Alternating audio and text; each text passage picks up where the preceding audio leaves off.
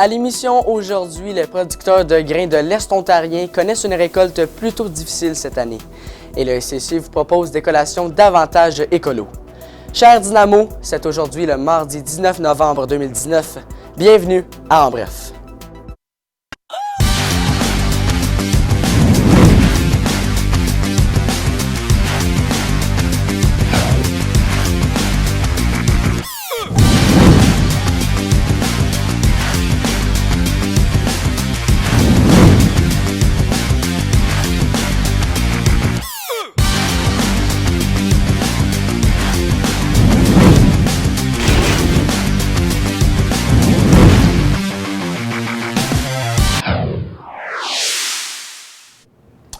Bonjour, ici Raphaël Racine et Noah Rivard.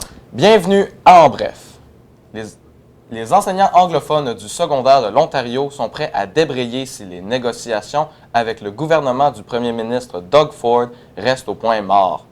La Fédération des enseignants et des enseignantes des écoles secondaires de l'Ontario a dévoilé hier après-midi les résultats d'un vote de grève provinciale. Les travailleurs de l'éducation ont voté en faveur de la grève à 92 %, tout comme 95,5 % du personnel enseignant et suppléant. Le syndicat, qui représente environ 60 000 enseignantes et enseignants et travailleurs de l'éducation de l'Ontario, est donc en position légale de grève légale, mais doit donner un préavis de 5 jours avant que ses membres ne puissent entamer une action collective. Quant aux enseignants francophones, les membres n'ont toujours pas tenu de vote de grève.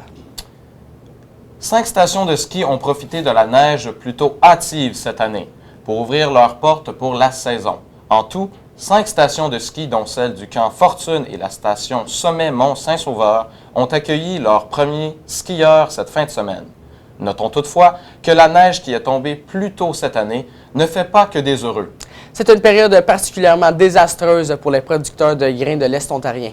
En effet, après un printemps froid et pluvieux qui a retardé la croissance des semis, une grande partie des récoltes de soya et de maïs n'ont pas encore été ramassées et se retrouvent maintenant sous la neige. Selon Thomas Puller, dont les revenus de la ferme dépendent en grande partie des récoltes. Le problème se situe dans le fait que la neige est tombée avant que la terre ne gèle cette année. La température cette année, ça nous a affecté avec les champs et tout ça. Avec la neige est venue avant le gel. Habituellement, on aime combiner les champs comme quand ça gèle avant la neige, à cause ça enlève la plupart de l'humidité dans le produit qu'on combine comme le blé d'Inde. Puis avec la neige qu'on a eue avant, ça fait que ça augmente l'humidité, puis ça fait que moins bonne qualité dans le blé d'Inde, puis le soya, puis tout ça. Là.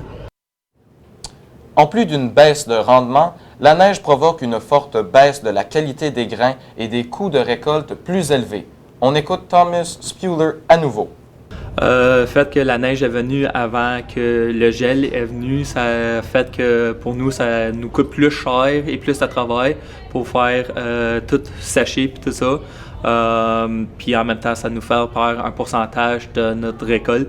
Comme on peut avoir la moisissure qui rentre dans le blé d'Inde ou le soya, ou en même temps, ça peut qu'on peut le trop sécher, puis ça va faire comme cuire, puis on va perdre la qualité. À noter que la ferme Spuler cultive plus de 800 acres de terre et possède un élevage de plus de 300 chèvres laitières. Une nouvelle équipe sportive verra le jour à Ottawa. La Ligue canadienne élite de basketball planifie son expansion dans la capitale fédérale. Le nom de la franchise, son logo et son uniforme seront dévoilés demain à la place TD par le commissaire du circuit Mike Moriarty. La première saison de la CEBL a été lancée au printemps 2019. Elle compte sur 3 équipes en Ontario, soit Guelph, Hamilton, Sainte-Catherine, une en Saskatchewan, Saskatoon, une autre à Edmonton, en Alberta, et à Abbotsford, en Colombie-Britannique.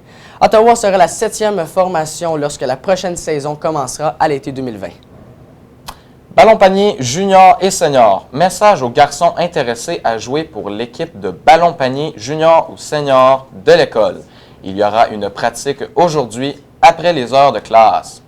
Avis aux artistes en herbe, si tu aimerais faire partie d'une production au deuxième semestre en tant qu'acteur ou chanteur, nous t'invitons à une rencontre d'information aujourd'hui au local de musique à 11h45.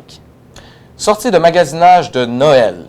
Le CTC et Valoris invite les jeunes de 11 à 17 ans pour une sortie au centre d'achat Saint-Laurent le 4 décembre. Le départ en autobus se fera à partir de l'aréna de Castleman à 16h15 et le retour est prévu pour 21h50. Vous pouvez vous procurer le formulaire d'inscription au secrétariat.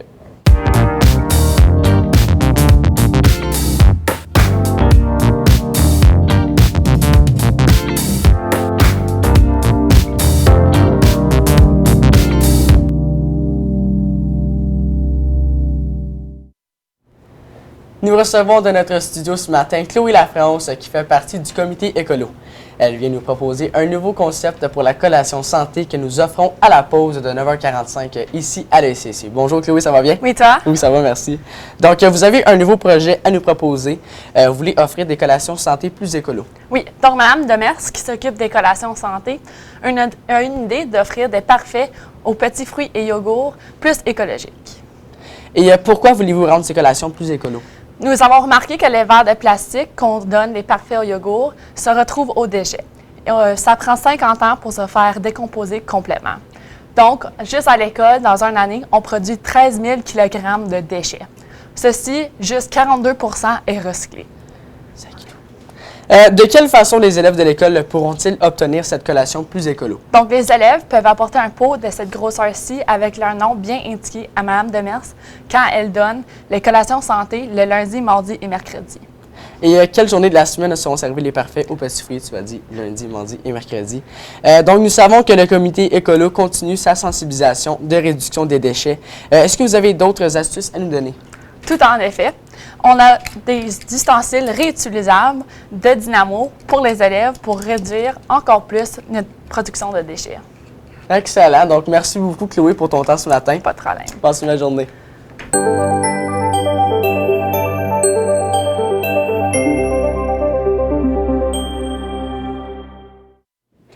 À la météo aujourd'hui, nous connaîtrons du temps généralement nuageux. Le maximum prévu est de 0 degré au thermomètre. Côté bénévolat, l'Association de hockey mineur de Saint-Isidore demande plusieurs bénévoles lors des tournois durant les fins de semaine. Aussi, le club optimiste de Saint-Isidore aurait besoin de bénévoles pour le Noël des enfants le 8 décembre de 8h30 à 12h30 et pour un service d'emballage de cadeaux le 15 décembre de 9h30 à 13h30. Pour plus d'informations et pour t'inscrire, voir Mme Anne Legault au nouveau local de ressources. C'est déjà tout pour l'émission En Bref ce matin. À noter que vous pouvez revoir notre émission sur YouTube. Profitez-en pour vous abonner à notre chaîne et au nom de toute l'équipe, on vous dit bonne journée.